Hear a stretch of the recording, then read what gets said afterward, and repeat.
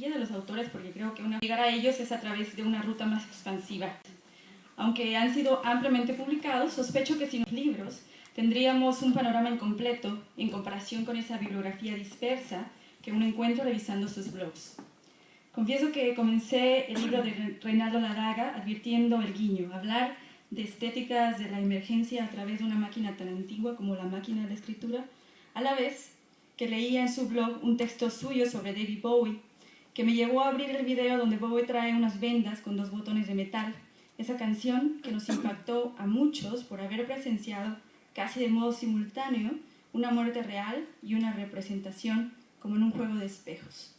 Regresé a Algunas maneras de hablar de sí mismo, un estupendo capítulo donde Ladaga examina la representación del yo en la literatura, sin olvidar esa otra línea que se desplegaba en la pantalla. Cito: Black Stars, el último disco, es una puesta en escena de la muerte propia, montada igual a una pieza en curso que tiene, como uno de sus momentos, el anuncio de la desaparición de su hacedor. La materia con la que se trata aquí no es cualquier muerte, sino la muerte moderna. Fin de la cita. Hice lo mismo y me fui a Miguel Ángel Hernández, bajé capítulos de sus novelas y fui a algún video a buscar las piezas de los artistas que mencionan sus personajes.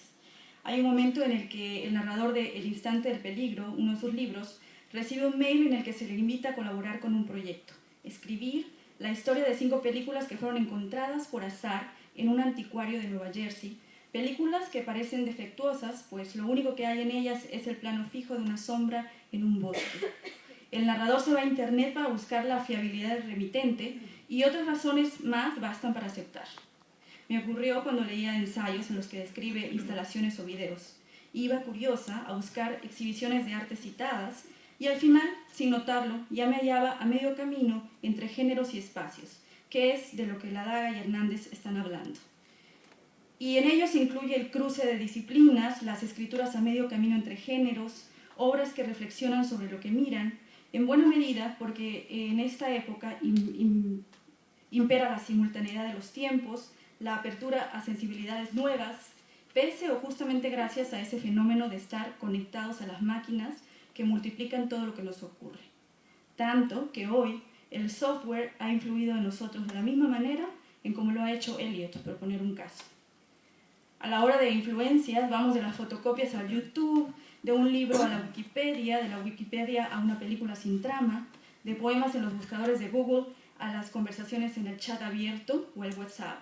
Y la constitución de la escritura misma se modifica, no solo a nivel de discurso, sino a nivel del espacio. El sentido de crear sea ese, permitirnos ligar el ahora con los diversos ahoras para formar una constelación donde corre una trama subalterna. Y parece nimio, pero se recuperan los actos que en última instancia son los mismos de siempre: escribir, leer, hablar, oír, mirar, la trayectoria del tiempo, en la inmediatez con la que todo pasa, un viaje que no excluye la posibilidad de una transformación. Se discute mucho sobre las formas en la obra de Ladaga y Miguel Ángel Hernández. Si es cierto que una manera de concebir el arte está siendo desplazada por otra, esto no es tomado aquí como una defensa a ultranza frente a aquellos nostálgicos que rechazan los cambios. Ellos más bien rescatan el potencial de las dinámicas actuales, que tienen la cualidad de ser fugaces y de persistir a la vez. Y la muestra son los propios soportes que utilizan. Entre el contenido de sus blogs y los títulos de sus libros, afloran las argollas de una instalación inmaterial. Ladaga en su página web tiene objetos verbales, como él llama sus textos, y Hernández mueve sus apuntes sobre arte contemporáneo a la inversa, cuando noveliza instalaciones y performance. Tal vez se deba a que la formación de ambos no se atiene a la ortodoxia de los géneros, abrevan lo mismo de la música, la curaduría, que de las plataformas tecnológicas. Me gusta que esa mirada sobre lo interdisciplinario insinúe cómo, aún en la zona ambigua en la que nos movemos, todo se convierte en un recurso. A mí sus libros me descubrieron a esos artistas que están creando comunidades experimentales, ejercicios donde pesan más las condiciones en las que se proyecta una obra que la obra en sí. Quizá porque no hay nada que no sea resultado de ese vínculo con el entorno y las máquinas con las cuales estructuramos el lenguaje. Sacar piezas de arte emblemáticas de un museo, llevarlas a un barrio con el propósito de ponerlas en otro contexto, es un ejemplo que Ladaga analiza en uno de sus ensayos. De los ruidos secretos que el arte esconde, de obras tachadas, intervenidas o incluso destruidas, De eso habla Miguel Ángel Hernández en una de sus novelas. Ahí es donde hallé el vínculo. Ya es menos relevante la preservación de la verdad autoral y las obras inamovibles o fundadas en el aislamiento, tanto como interesa el texto y su materia prima, el armazón de los relatos que nos contamos para sobrevivir al presente. Y si bien a la literatura suele vérsele conservadora, décadas atrás de las veleidades o las crisis vanguardistas, hay ciertas escrituras cuyas divisiones se diluyen sin impedir que en el centro haya un argumento que no deja de desplazarse. Escrituras poligámicas, donde la complicidad del lenguaje no se asume demasiado pronto. César Aira, por cierto, en el inicio de su conferencia sobre el arte contemporáneo, dice con ironía que el suyo es el punto de vista de un escritor que busca inspiración, estímulo, procedimientos y temas en la pintura, es decir, un personaje clásico y casi inevitable. De estas estrategias de tránsito, de los límites porosos entre crítica y ficción, entre literatura y arte, fuente de fantaseos productivos, va la charla de hoy. Bienvenidos. Mi muestra preferida de estos años tuvo lugar en el New Museum en New York. El título de la muestra, Un cosmos. La artista Rosemary Trockel, que nació en Alemania en 1952 y sigue viviendo allí. Esta exhibición era una retrospectiva, pero anómala. Por un lado, como pasa en general en las retrospectivas, había obra hecha por la artista a lo largo de varias décadas. Por otro lado, había obra de otros, digamos, productores de objetos e imágenes, ya que tal vez no llamaríamos a todos ellos artistas. Entre las cosas que la muestra incluía, en efecto, estaban estas. Una muñeca y varias fotografías de muñecas hechas por un cierto Morton Bartlett, que murió hace 20 años y de quien eran la obsesión. Pájaros de cartón hechos por un campesino sordo contemporáneo del anterior y llamado James Castle. Ilustraciones de animales y plantas dibujadas por John James Audubon, nacido en 1785 y muerto en 1851, María Sibila Merian, que vivió entre 1647 y 1717, y José Celestino Mutis, que realizó su trabajo en la segunda mitad del siglo XVIII. En Un cosmos, el nombre de la muestra, encontrábamos también un conocido montaje de Salvador Dalí, su teléfono afrodisíaco, un teléfono más o menos normal, cuyo tubo, sin embargo, es una langosta, que aquí podíamos ver junto a máquinas sin uso inventadas por una artista checa, Ruth Franken, y objetos que parece que respiraran realizados por un alemán llamado Günther Wesseler. En una pared pasaba en proyección una película muda de otro polaco, Władysław Starewicz, 1882-1965, cuyos actores son insectos, y en una sala había objetos envueltos de la artista americana Judith Scott. Algunas de las piezas eran particularmente intrincadas, minuciosos dibujos en diminutos cuadernos hechos por un español, Manuel Montalvo, y modelos de flores y medusas construidos en cristal por Leopold Blaschka y su hijo Rudolf. Había varias pinturas hechas por un orangután llamado Tilda. Había un enorme cangrejo japonés capturado a mediados del siglo XIX, y había también, como dije al comienzo, numerosas obras producidas durante las últimas décadas por Rosemary Trockel. Las relaciones entre estas series eran a veces obvias y otras veces más oscuras. Trockel ha realizado cuadros abstractos empleando lanas de tejer.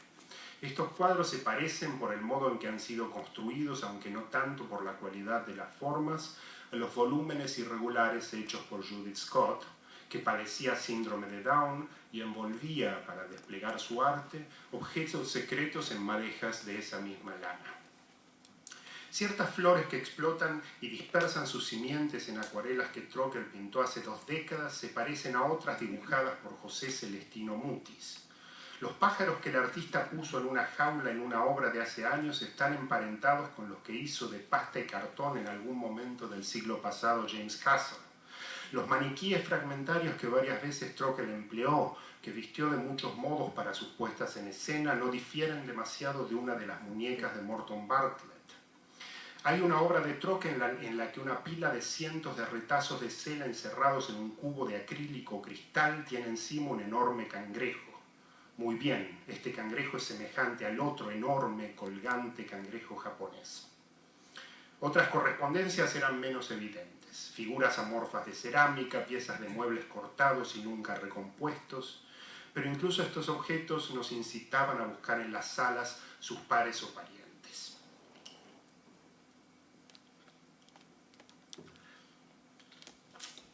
Confieso que me gustaría escribir un libro que fuera como esta muestra de Rosemary Trocker. ¿Existe alguno? No estoy seguro. Tal vez las obras completas de Borges, siempre que uno las tome en su conjunto. La mayor parte de los lectores de Borges recuerdan tal o cual personaje o tema, Pierre Menard o las paradojas del infinito, pero para mí la importancia mayor de su trabajo reside en otra cosa. De los grandes maestros modernos, él es precisamente aquel que desplegó una actividad literaria que estaba menos orientada a la producción del gran poema, la gran novela, el gran tratado, que a realizar una enorme variedad de operaciones de transformación de materiales encontrados, compilación, traducción, recomposición, comentario. Yo sueño con una edición de su obra diferente a la que conocemos, donde los textos estén agrupados de otras maneras que la que él mismo decidió. Cronológicamente, por ejemplo, de modo que podamos leer juntos cierto cuento que escribió, en general empleando textos de otros, la misma semana en que esbozaba un ensayo donde presentaba un escritor a medias olvidado, una crónica satírica compuesta con su amigo Bioy Casares, una traducción del inglés o el alemán, y si son sus últimos años, una entrevista. La última parte de El Hacedor, el libro de Borges, donde Borges incluye una breve serie de traducciones, tiene el título de Museo. Este podría ser también el nombre de la obra en su conjunto. Museo donde los propios montajes comparten el espacio con los de otros, gran vitrina edificada para la exposición de los tesoros. En este aspecto, Borges es el antecedente literario principal de Trocker, pero al mismo tiempo la sensibilidad del artista alemana nos parece más próxima a la de otro escritor. El libro al cual me remitía a la muestra del New Museum es uno con el cual compartía casi el nombre, Cosmos. Este libro fue publicado por el escritor polaco Witold Gombrowicz en 1965. En el comienzo de la trama de este libro, dos hombres maduros de ciudad se encuentran, al parecer por accidente, en una casa de campo donde, sin querer, acaban entrometiéndose en la vida de una familia y sus asociados. Los dos llegan a ese sitio caminando, al nivel del suelo, proveniente de no sabemos dónde, escapándose de alguien o de algo. Escapándose tal vez únicamente del deslumbramiento de cierto mediodía, se internan en un matorral y llegan, cito, hasta el sitio donde se formaba una cavidad, unos huecos sombreados por las ramas de unos abetos y por las hojas de unos árboles que entretejían sus frondas. El narrador se detiene y experimenta una visión. Dirigí, dice, la mirada hacia esa maraña de hojas, ramas, manchas luminosas, espesuras, agujeros, hojas apretadas, dobleces, diagonales, redondeces y no sé qué diablo más. Hacia ese espacio lleno de manchas que presionaba y aflojaba, se silenciaba, crecía, no sé qué, se abría, estallaba en mil fragmentos. Desconcertado y bañado en sudor, sentía la tierra negra y desnuda bajo mis pies. Arriba, entre las ramas, había algo, algo se destacaba, algo extraño, intruso e indefinible. Los dos, sobresaltados, miran. ¿Y qué ven? Un gorrión que cuelga de un alambre, enredado en una rama. Y el narrador comenta. Algo absurdo, un pájaro ahorcado, un gorrión ahorcado. Era algo que proclamaba a gritos su excentricidad y señalaba acusadoramente una mano humana que había penetrado en la maleza. En ese gorrión pensé al visitar la muestra de Rosemary Trocker. Lo pensé en particular frente a los pájaros de James Castle, que aparecían algunos de esos. Pero la resonancia entre la exposición y el libro era más general. En un cosmos todo era extraño, intruso e indefinible, pero extraño e indefinible ¿como qué? ¿Qué me producía la impresión de extrañeza? Ricardo Piglia hace poco descubrió muy bien qué cosa la produce en el caso de Borges. Cito a Piglia. La sensación de extrañeza, escribe de sus cuentos, no está en la forma, siempre clara y nítida, ni en los finales ordenados y precisos, sino en la increíble densidad y heterogeneidad del material narrativo. Piglia en sus recientes diarios. No podría decirse mejor. En estructuras geométricamente perfectas, Borges montaba una infinidad de piezas traídas de 1000 sitios y todo resultaba abigarrado y diverso. Pero esa clase de estructura faltaba en la muestra de Trockel, donde el modelo era el cúmulo, el montón. Y en el libro de Gombrowicz, regresemos a la escena en que el narrador de este libro supone que hayan encontrado un pájaro colgante que reinaba en su total excentricidad e intuye que alguien lo ha puesto allí para que lo descubra alguien como él, pero le resulta imposible saber con qué objeto.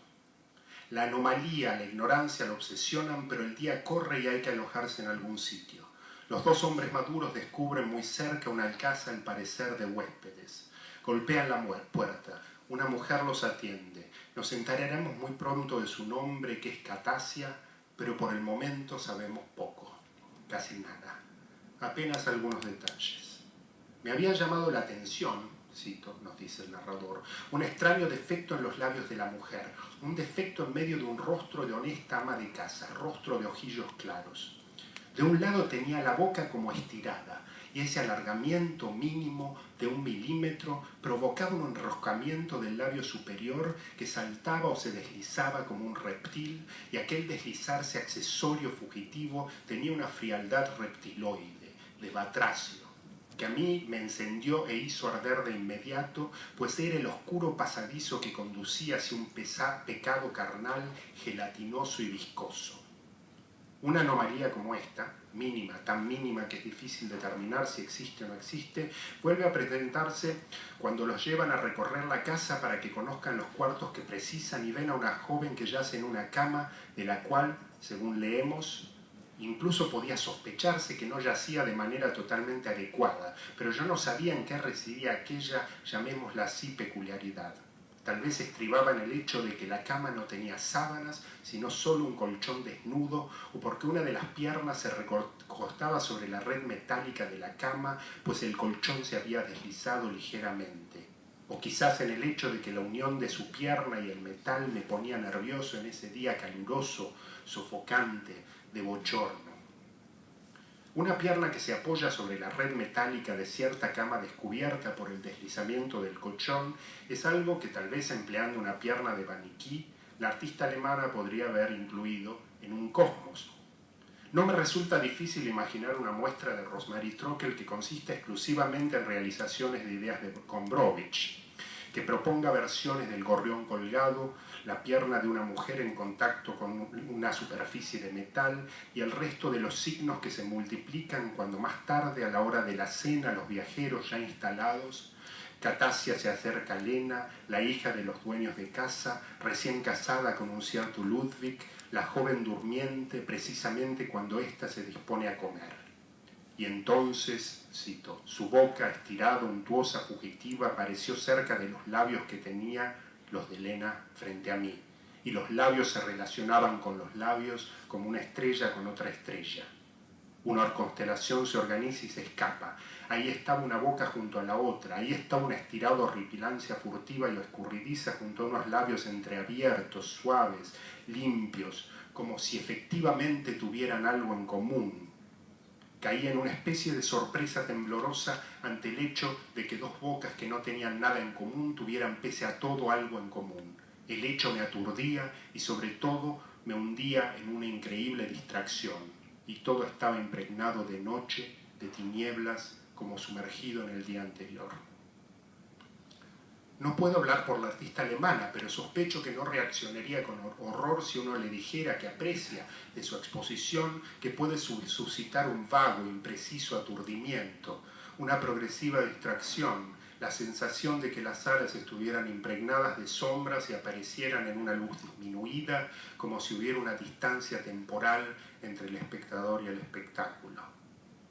Christine Ross hace unos años identificaba a Trockel como el paradigma de una tendencia en artes plásticas a explorar la productividad posible de ejercicios de insuficiencia de percepción que nos hacen pensar en sujetos afectados de fatiga, distracción, depresión, incapacidad de reconocer lo que sea.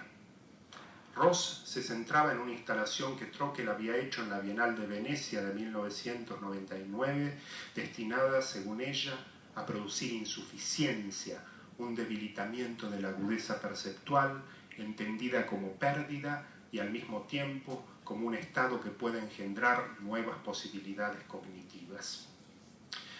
Hay que decir que Trockel sufre agorafobia, y esto no puede ser indiferente a su elección para un cosmos de imágenes y objetos realizados por individuos que sufren alguna clase de invalidez. No es absurdo pensar que el artista define implícitamente la práctica artística como una actividad en la que se comunican informes sobre la percepción, la imaginación y el pensamiento en centros subjetivos donde las condiciones que imperan son muy diferentes a las habituales y desde donde por eso se ven y se escuchan aspectos de la vasta inmensidad de lo que es que usualmente no vemos ni escuchamos. La distracción, el fatigante extravío, el debilitamiento de la agudeza perceptual develan otras cosas.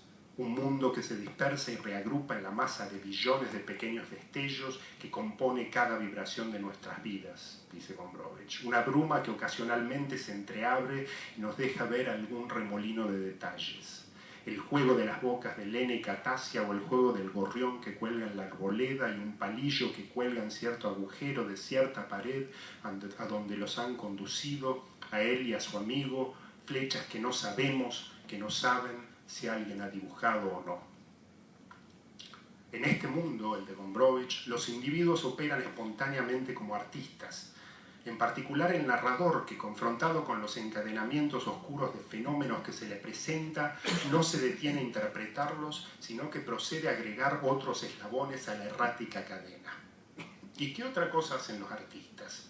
¿Qué otra cosa que operar con la confianza de que la oscuridad del mundo será aclarada si le suman al mundo más oscuridad?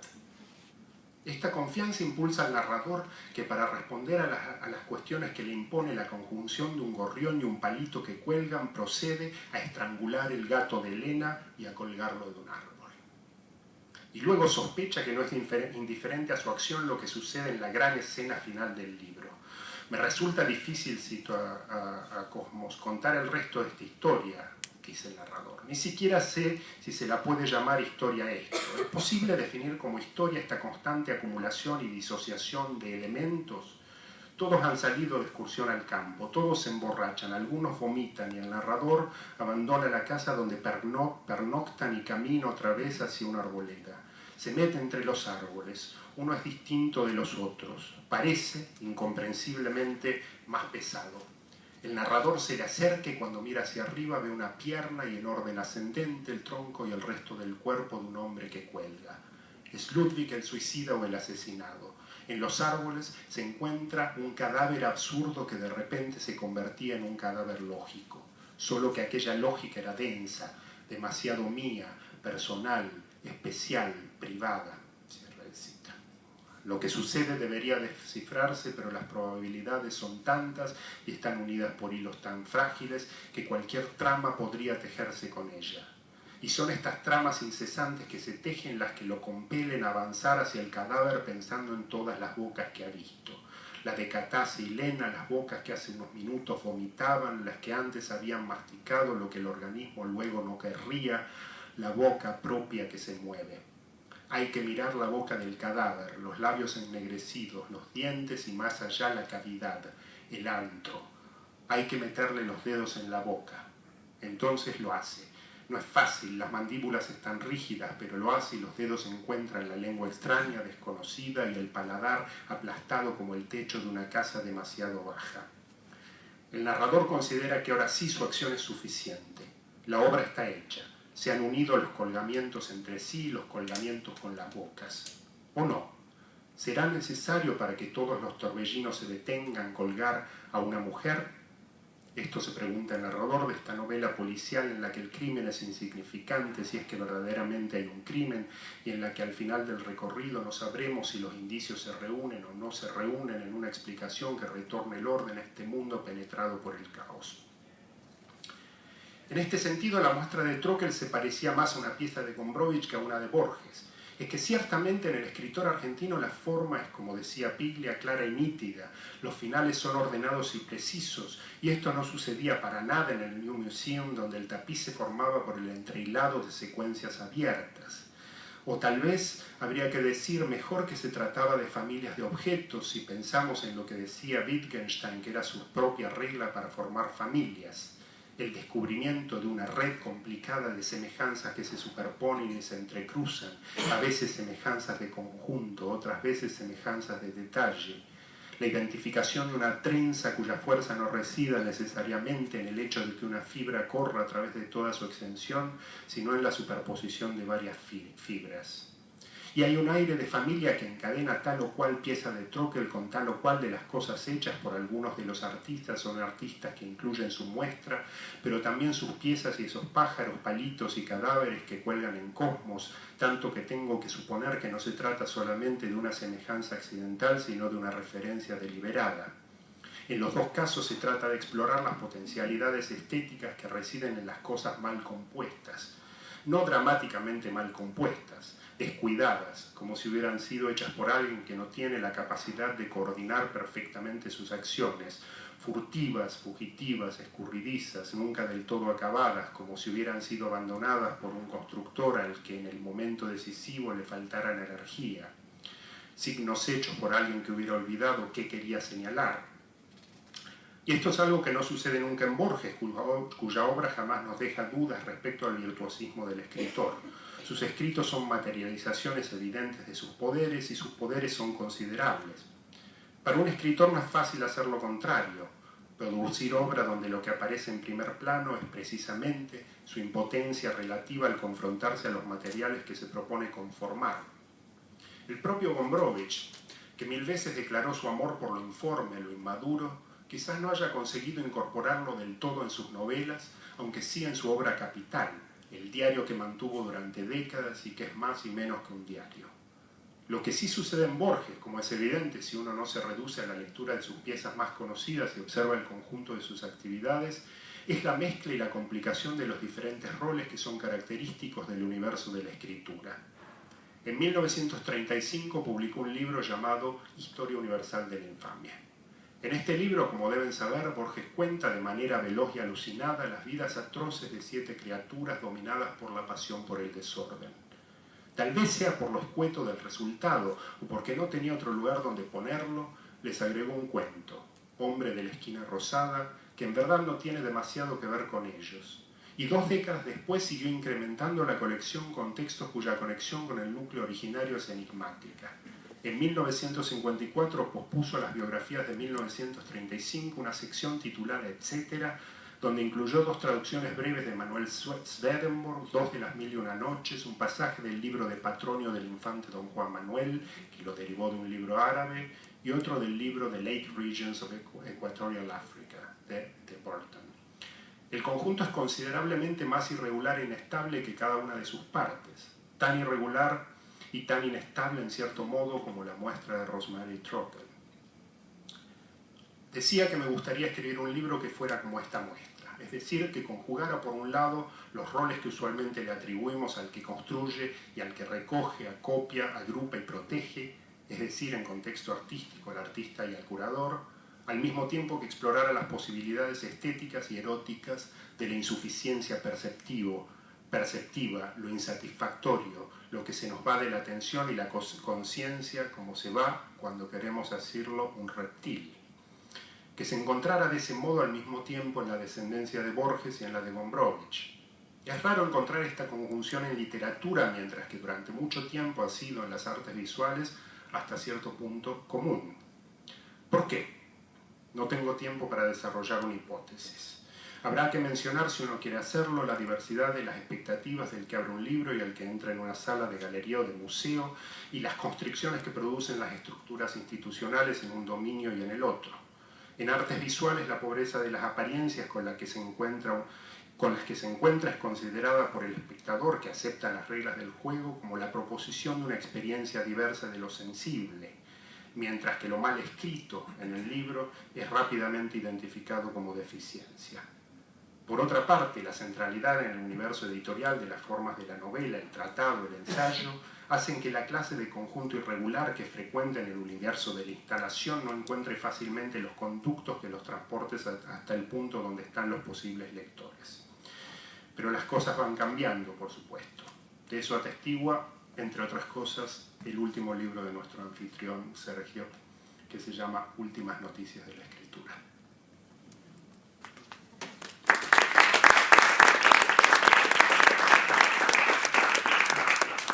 gracias. La verdad es un placer tremendo poder hablar aquí de arte y de literatura con Reinaldo, con todos ustedes. Y voy a intentar hablar como crítico y como escritor, y no sabré en ningún momento si estaré haciendo de una manera o de otra, ¿no? En la novela 1004, que es la segunda novela del escritor norteamericano y poeta Ben Lerner, el protagonista visita una sala de exposiciones en la que se proyecta The Clock, la obra de Christian Marclay, en la que cada minuto es marcado por un fragmento de película tomado de la historia del cine, en el que un reloj o una línea de diálogo indica la hora en tiempo real. En un momento determinado de la novela, el personaje, en un gesto inconsciente, mira la hora en su teléfono móvil, como para constatar la hora que es, y llega a la conclusión de que, aunque en la pantalla de la sala las imágenes marquen el tiempo real, el tiempo que ese reloj visual marca, ese tiempo no llega a coincidir del todo, aunque se corresponda con el tiempo que indica su móvil. De alguna manera, cada hora, la hora del reloj visual y la hora real de su reloj o del móvil, es una hora diferente, aunque coincidan.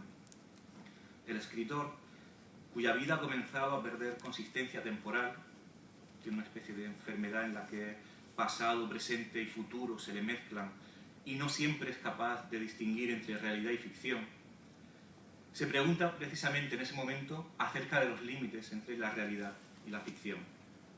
Y a pesar de haber leído en algún lugar, probablemente en un texto de Rosalind Krauss, que The Clock pretende borrar la distancia entre el arte y la vida, la fantasía y la realidad, toma conciencia en ese momento de que las fronteras entre realidad y ficción siguen existiendo, que siempre hay una brecha, una pequeña distancia imposible de solventar entre lo que vemos o leemos y lo que experimentamos o vivimos. El tiempo real y el tiempo de la ficción se entrecruzan pues de modos extraños, pero la frontera no desaparece nunca del todo. Tras el visionado de The Clock, de esta obra que dura 24 horas de Christian Marclay, de este reloj real, el protagonista, o el autor, nunca sabemos en la novela de Ben Lerner, distanciarnos entre escritor y autor, entre narrador y autor, decide volver a escribir ficción. La obra de Marclay, por un lado, lo vuelve consciente de las conexiones entre realidad y ficción, algo que utiliza como escritor, y por otro, la obra alude también a su existencia temporal y al modo en que siente que su tiempo se desvanece y que todo se disipa. En cierta manera, la obra de Christian Marclay funciona en la novela como desencadenante de la propia narración, como desencadenante de la propia estructura de la novela. La novela de Ben Lerner está repleta de referencias al arte contemporáneo, a lo que él llama ready-made alterados, al Instituto de Arte Siniestrado, una especie de instituto de obras fracasadas, ¿no? de obras rotas, ¿no? Está plagado de referencias que, lejos de ser anecdóticas, muestran en todo momento los conflictos del personaje. El arte en esa novela no se trata de un atrecho o de un paisaje de fondo, sino que ocupa un rol determinante tanto en la forma como en el contenido de la narración. El arte no aparece ahí como un elemento encerrado en un museo o en una galería, un elemento para satisfacer una cierta curiosidad temporal, un capital simbólico, una curiosidad cultural o un capital simbólico, sino que acontece en la vida de los personajes y afecta a su realidad. Se puede decir que hay un antes y un después del contacto con la obra. El arte penetra en el espacio cotidiano, lo toca, lo agita y lo altera. El arte, en la novela, transforma la vida. Lo que ocurre en la novela de Lerner también sucede en otras muchas narraciones contemporáneas que tienen al arte como elemento desencadenante de la acción. Por citar unos ejemplos muy rápidos, es lo que ocurre al comienzo y al final de Punto Omega, de Don DeLillo, donde el personaje se encuentra ante la instalación de Douglas Gordon, en la que se proyecta también durante 24 horas la película de Psicosis expandida, y el personaje cambia su percepción del mundo a través de esa obra. Ocurre en la obra de Villamatas, donde también el personaje, en este caso el escritor, Vilamatas, se siente tocado por ese viento invisible de Ryan Gander, que lo empuja también, como empuja al espectador, como empuja a Vilamatas a seguir escribiendo. Ocurre también en la mente de ese caminante en medio de un parque que la novela de Sergio Schaeffer, con el libro de Sergio Schaeffer, Mis dos mundos, ¿no? Comienza a pensar su existencia a través, en un momento de la contemplación o del recuerdo de la obra de William Kentridge. En todas estas novelas, el arte funciona en conexión con la vida. Las reflexiones sobre el arte, la referencia a los artistas, la experiencia del espectador frente a las obras, el recuerdo de las obras, modifica y afecta a la experiencia. Se podría decir que, en cierta manera, allí el arte tiene sentido. El arte actúa, emociona, conmueve, o podemos decir, el arte funciona. Y una de las claves de ese funcionamiento, una de las claves para ese funcionamiento, y esta es una hipótesis que también lanzo sin demasiada legitimidad teórica, quizá, es que los escritores se sitúan en el espacio del espectador y que lo que describen es realmente la experiencia estética del espectador, en lugar de situarse en el espacio del crítico de arte, en el espacio del experto. Es lo que ocurre, como decía, en Punto Omega, o lo que ocurre en Castle no invita a la lógica, en el que el personaje se encuentra frente a la imagen, observándola, experimentándola y no solo analizando su discurso crítico, sino dejándose llevar por lo que la obra le sugiere, dejándose tocar por la obra. Y la obra que contempla, o la obra que se contempla, no está en ningún momento desconectada del relato, sino que ocupa un lugar en la sucesión del antes y el después. El personaje entra al museo con su mundo de vida, del cual no se olvida cuando entra en el museo, y después de la observación, la obra viaja con él. La obra no está la obra no está desconectada del mundo, sino que, de alguna manera, la obra se entrelaza con el mundo y viaja con el personaje de la ficción. No hay una desconexión de los espacios ni de los tiempos, sino una especie de superposición. El arte, por tanto, aquí es un elemento más del discurrir de relato, una parte más de la vida. Y su capacidad de actuación proviene precisamente de esa conexión con los tiempos de la experiencia vital. Ese situarse del lado del espectador a través de la búsqueda de vínculos con el mundo de vida, creo, es una de las diferencias más palpables entre la escritura narrativa, la escritura literaria, la escritura de la novela, y la escritura crítica. Y es que cuando nos acercamos a las obras de arte como críticos de arte, hablo desde la experiencia personal, muchas veces solemos perder el contacto con la experiencia, con lo que traemos con nosotros y con lo que nos llevamos después. Observamos las obras como una especie de todo cerrado, situado en un lugar fuera del mundo, el museo, la galería, y las analizamos despiezándolas como si estuvieran en una especie de mesa de autopsias. Cuando leemos un texto de crítica de arte, nos encontramos muchas veces ahí la obra abierta en canal, descompuesta, analizada, pero también desactivada. El texto crítico desactiva la obra igual que lo hace muchas veces la institución, igual que lo hace muchas veces el museo. No en vano el texto crítico, muchas veces, no es sino otra de las formas que adquiere la exposición para la institución, para desactivar la obra. La novela, la narración de la historia y la experiencia y las formas no analíticas de escritura, en cambio, afrontan el arte en su terreno, podríamos decir, que no es otro que la experiencia del espectador, porque al final el arte está realizado precisamente para esa experiencia artística o estética. Una experiencia que muchas veces, como críticos de arte, dejamos de lado, usando la escritura casi como una especie de armadura para protegernos del impacto de la obra.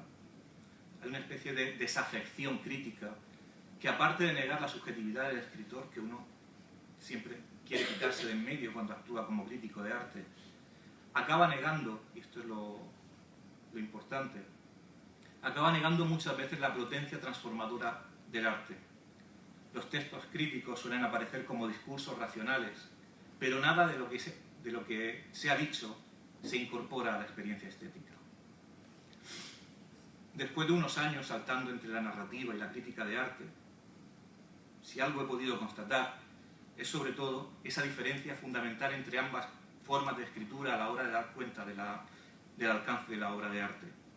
Muchas veces cuando escribo ficción y utilizo el arte en la narración, cuando el arte es lo que me rodea, lo que rodea al personaje de la ficción, y no lo que está colgado en una pared, en un museo, en una galería, aislado del mundo, siento que el arte en ese momento funciona. Cuando me dedico a él como crítico de arte y soy yo el que lo rodea, siento que de alguna manera lo desactivo.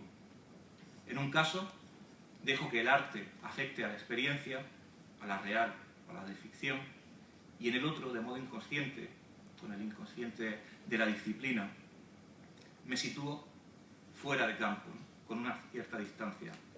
Es como si uno ante las obras de arte tuviese esas dos opciones: estar fuera, buscando la distancia crítica, o dentro, nadando en la experiencia. Ambas posiciones de alguna manera son necesarias, y también es necesario encontrar un punto de cercanía-lejanía, un estar fuera y al mismo tiempo dentro, una forma de escritura que pueda acercarse al fenómeno artístico sin perder el sentido último de que el arte es acerca de la vida y no de otra cosa. Por supuesto, no defiendo aquí un abandono de la crítica de arte. Cada disciplina tiene su contexto de actuación, pero sí que me interesa señalar que hay un aspecto esencial del arte, la experiencia afectiva, que está presente en la literatura y que se escapa a la crítica de arte. Y que, desde luego, los críticos de arte podemos aprender algo de los narradores acerca del modo en el que el arte se despliega y actúa en sus escritos. Por eso quisiera resaltar la necesidad de un cruce de caminos y abogar por la creación de intersticios y espacios de contacto entre la crítica y la narrativa, lugares en los que sea posible desplegar una escritura capaz de dar cuenta de lo que verdaderamente debe importarnos de una obra de arte, que no es otra cosa que su potencia para afectarnos y transformar nuestra experiencia del mundo. En cierto modo, con más fracasos que aciertos, eso es lo que he intentado hacer con la narrativa o con mi narrativa, dar cuenta de ese continuum de la experiencia y entender el arte como algo que no está separado de la vida, sino que la afecta y la transforma. Y de algún modo he descubierto como narrador esa fuerza del arte que creía perdida como crítico de arte.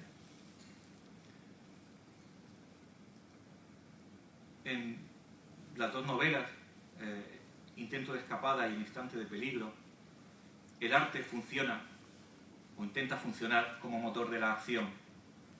Ambas novelas se desarrollan en el mundo del arte. Los protagonistas son artistas, profesores de arte, estudiantes de arte, investigadores, comisarios, galeristas. El arte se puede decir que es el escenario de esas novelas, el contexto en el que se desarrolla la historia, también el atrezzo, el escenario de la historia. El arte rodea a los personajes y sobre todo las ideas que se desarrollan provienen del campo artístico.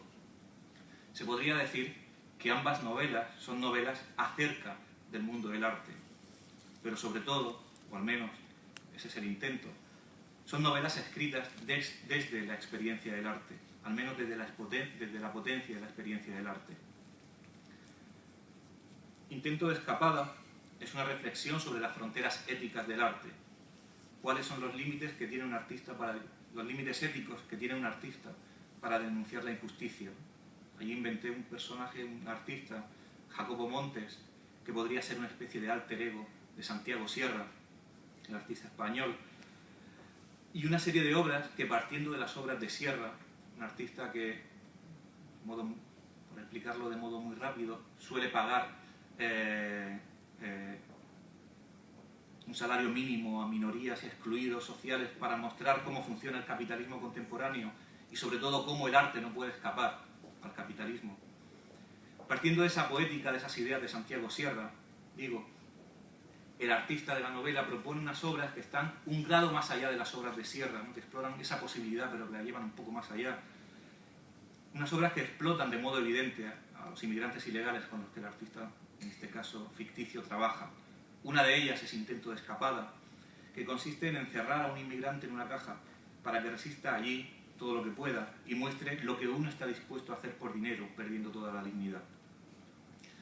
Una obra que se inspira en algunas obras de Sierra, como sobre todo esta, trabajadores que no pueden ser pagados, remunerados para permanecer dentro de cajas de cartón.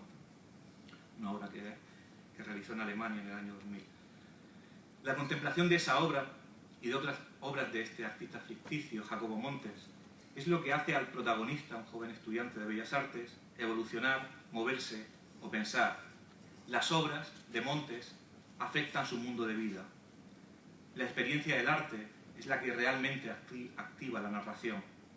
El arte en la novela no está solo en el museo o la galería, sino que penetra todos los rincones del mundo del joven estudiante. No hay un adentro o un afuera del mundo del arte, sino que se trata de una especie de continuum. La obra no solo trabaja en el museo, no solo opera en el museo, como sucede muchas veces en el arte contemporáneo, sino que la obra se expande al mundo de vida. En El instante de peligro, mi segunda novela, de nuevo aparecen unas obras y un artista que en este caso reflexionan sobre la memoria de las imágenes, sobre lo que queda de los recuerdos en las imágenes cuando ya nadie las recuerda, algo así como una especie de posmemoria, como ha escrito Marian Hirst. La artista ficticia, en este caso Ana Morelli, borra fotografías para encontrarse allí en la ausencia de los demás. En cierto modo, si Jacobo Montes era un alter ego de Santiago Sierra, Ana Morelli es una especie de mezcla, o al menos su obra, entre la obra de Txiki Tadin y la obra de la artista española Tatiana Bellán. Ambas trabajan con la fragilidad de la memoria, la fragilidad de los recuerdos, la fragilidad también, o los fracasos de la memoria, y también con las utopías fracasadas y con la necesidad de contarse a través de los demás. El protagonista de la novela es un profesor que tiene que escribir sobre unas películas anónimas encontradas por la artista, en las que tan solo se ve una sombra inmóvil proyectada sobre un muro. Tanto las fotografías borradas como la imagen sobre el muro son en la novela el desencadenante de la narración. No son una especie de MacGuffin o una excusa, sino que su contemplación afecta y mueve a los personajes. Es de alguna manera el motor de toda la narración. Igual que en Intento de escapada, todo lo que sucede en El instante de peligro está mediatizado por las obras de arte. La relación del personaje con su pasado, el modo de la escritura, el modo epistolar en el que toda la novela está creada, la idea del recuerdo como sombra, todo tiene que ver con la experiencia artística. Después de la escritura de estas dos novelas, si puedo haber sacado alguna conclusión, escribir estas ficciones me ha demostrado que la narrativa tiene una capacidad de movilizar y poner en funcionamiento el arte que va más allá de la que tiene la crítica de arte, o al menos de cierta crítica de arte tradicional. Que de alguna manera la narrativa puede servir como una especie de batería para dar potencia a unas energías que en el arte parecían perdidas. La novela, en ese caso, funcionaría como una especie de laboratorio, por tomar la expresión de la daga. Si el arte en sí puede ser entendido, como también ha dicho o ha escrito Néstor García Canclini, como una especie de laboratorio social, un lugar en el que residen ideas y acciones que son casi un repositorio, en algún caso incluso para la revolución. Si ese laboratorio de ideas o esas acciones parecen morir o desactivarse cuando salen de su entorno, la novela, la narrativa, ciertas formas de escritura no analíticas pueden también servir de laboratorio para extender la vida de ese arte que tiene dificultades para salir al mundo real. Sería algo así como una especie de realidad virtual, un avatar, una especie de respiración artificial o una posibilidad para que el arte se cumpla. Me gusta imaginar la potencia vivificadora de la narrativa para simular la potencia del arte. La novela como simulación. Como escritor y como crítico de arte, creo que está en nuestra mano explorar las posibilidades para que el arte siga teniendo una función en el mundo real y ensayar narraciones en las que el arte aún funciona quizá pueda ser una tarea productiva, aunque en ella también esté su fracaso. Muchas gracias.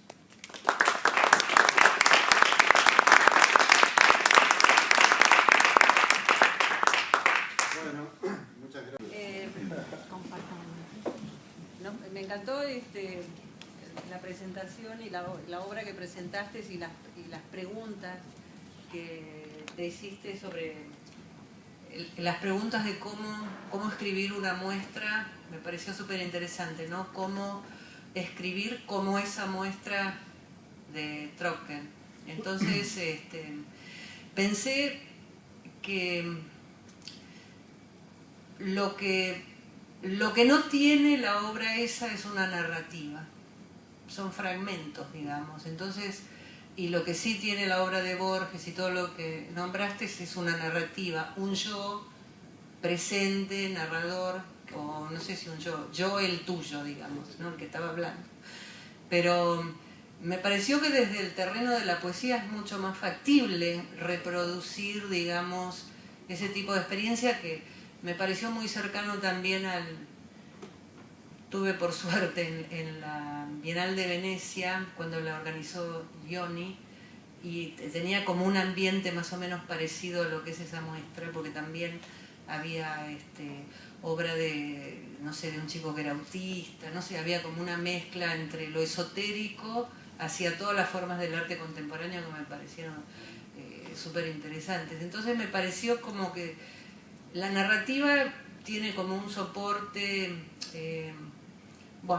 como una trama, digamos, hay eventos que van pasando, pero desde la poesía o desde la fragmentación, no sé, lo vi tan claro como si fueran citas de otros combinadas con escritos propios, digamos, que me pareció como fascinante también como propuesta. Claro. Sí, sí, bueno, gracias por el comentario. Claro, sí, tenés toda la razón. La poesía nos daría excelentes, tal vez mejores paralelos y correspondencias, ¿no? De todos modos, creo que lo que sucede en Gombrowicz y en Borges de maneras diferentes es que el tinglado narrativo, particularmente en Gombrowicz, ¿no es cierto? El tinglado narrativo es un tinglado para ¿no? que sostiene una serie de momentos donde la cuestión es precisamente si se trata de una narración, si efectivamente algo vincula esos momentos o la narración de Gombrowicz es continuamente insuficiente, ¿no? Es como si nunca acabara de poder, la historia nunca pudiera acabar de constituirse como historia, ¿no? Que en el movimiento de constituirse como historia constantemente se quedara corta y dejara sueltos fragmentos de imágenes, ¿no es cierto? Hasta cierto punto en Borges también, pero sin duda tenés todas las razones. Si estuviera más familiarizado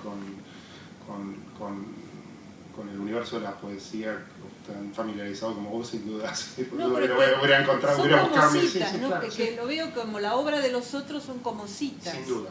Son citas integradas, digamos, de alguna manera, con textos también medio fragmentarios o lo que sea, pero no tienen por qué ser de poesía. Claro, pueden ser whatever. Sí.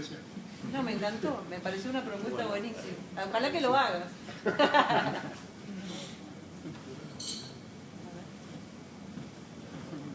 Pues tengo una pregunta. ¿Hasta qué punto piensas que, por ejemplo, los cuadernos de artista, pienso en Gabriel Orozco, en los cuadernos de Duchamp o de Ulises Carrión, no sé, puede la vuelta de tuerca en el sentido de que los cuadernos de artista pueden ser considerados también como obras de ficción? Es decir, que la vuelta de tuerca, por un lado, venga de la narrativa, pero también de los mismos cuadernos de artista. ¿Qué piensas de eso? Sí, bueno, muchas gracias por la pregunta. Creo que esos cuadernos precisamente están totalmente llenos de vida. No solo son cuadernos sobre arte.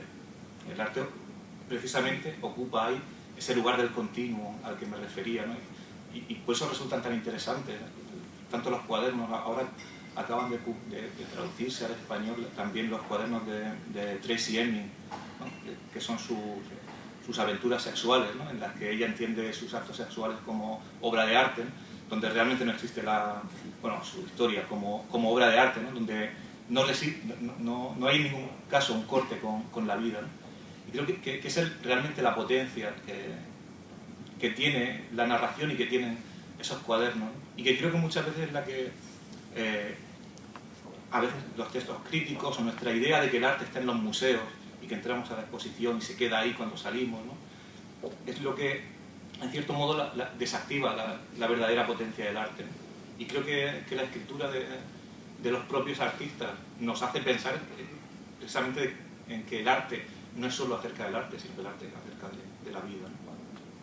¿Pero no te parece que el crítico también está pensando fuera del museo y fuera de la obra todo el tiempo cuando está haciendo la crítica? También se la lleva.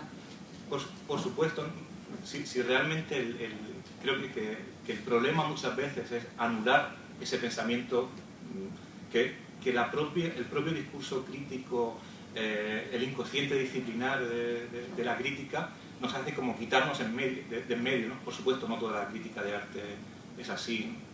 Uno piensa en John Berger o en otros críticos donde todo el universo afectivo del crítico está dentro de la escritura, ¿no? Pero por lo general, aunque desde Baudelaire la crítica tenía que ser apasionada y política, ¿no? Parece que no está bien visto que el crítico se lleve la obra consigo, ¿no? Que el crítico dialogue con la obra o que la active, ¿no? Y muchas veces cuando uno escribe, ese inconsciente es el que va como frenándolo, ¿no? Como quitando precisamente algo que vale suyo, ¿no? Que la obra se viene con nosotros y que nosotros llevamos también algo hacia la obra, ¿no? Creo que es un camino de ida y vuelta.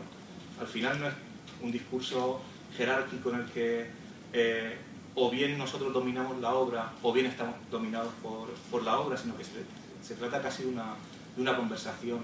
Creo que al final eso siempre es casi lo más productivo, ¿no? Hablar con las obras de tú a tú, de algún modo.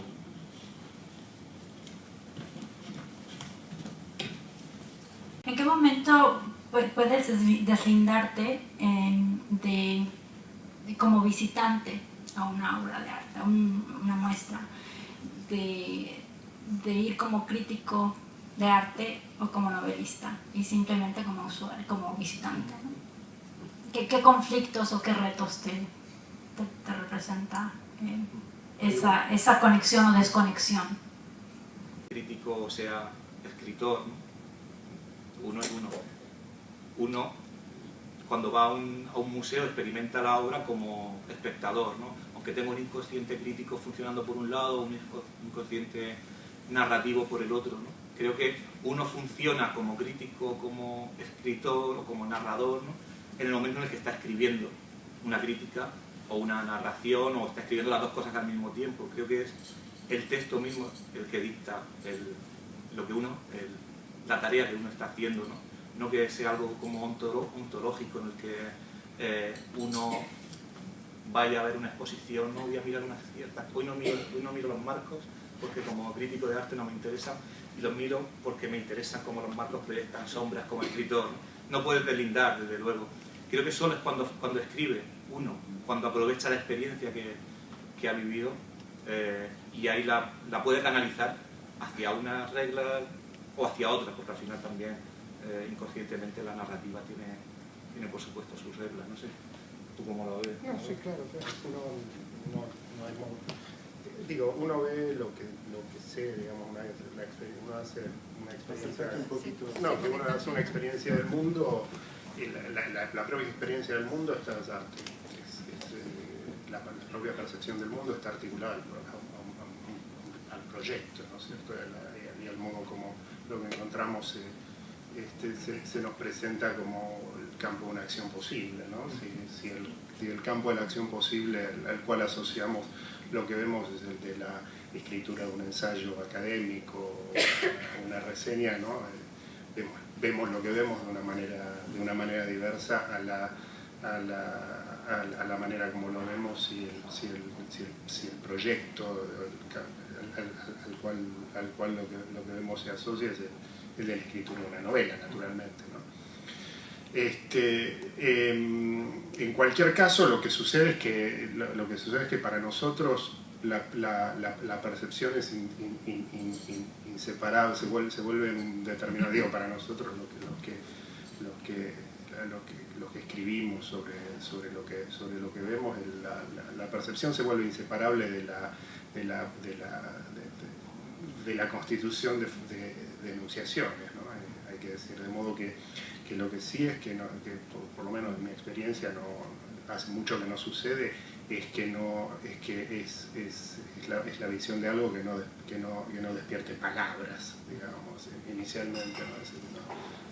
Que no suscite discurso, sino un discurso interior, digamos, ¿no? Pero un discurso interior que no puede separarse de hipotéticos discursos que no pueden imaginarse sino como perteneciendo a alguna clase de género.